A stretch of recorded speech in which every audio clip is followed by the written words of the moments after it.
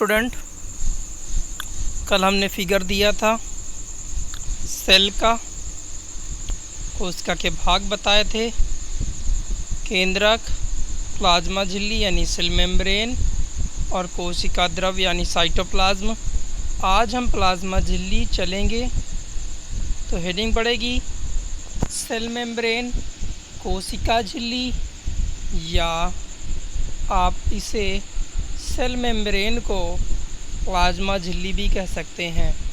तो कोशिका झिल्ली कहा जाए, प्लाज्मा झिल्ली कहा जाए, सेल मेम्ब्रेन कहा जाए, एक ही बात है। कोशिका झिल्ली का प्लाज्मा झिल्ली या प्लाज्मा कहते हैं, प्लाज्मा लेमा कहते हैं।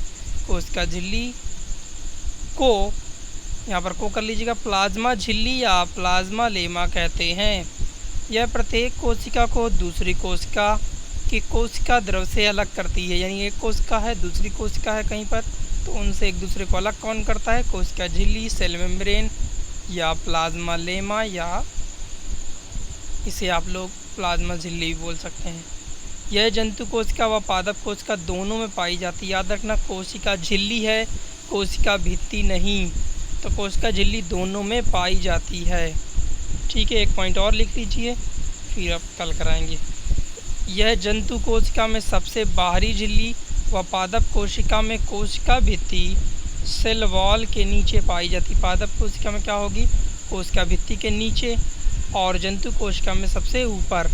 याद रखना है कि जंतु कोशिका में कोशिका भित्ति नहीं पाई जाती है। सबसे मोस्टली बात आपको याद रखनी है कि जंतु कोशिका में कोशिका भित्ति नहीं होती है, जबकि कोशिका झिल्ली होती है। तो जब कोशिका भित्ति नहीं होगी तो क्या होगा? सीधे सीधे ऊपर की तरफ कोशिका झिल्ली होगी। Okay, thank you.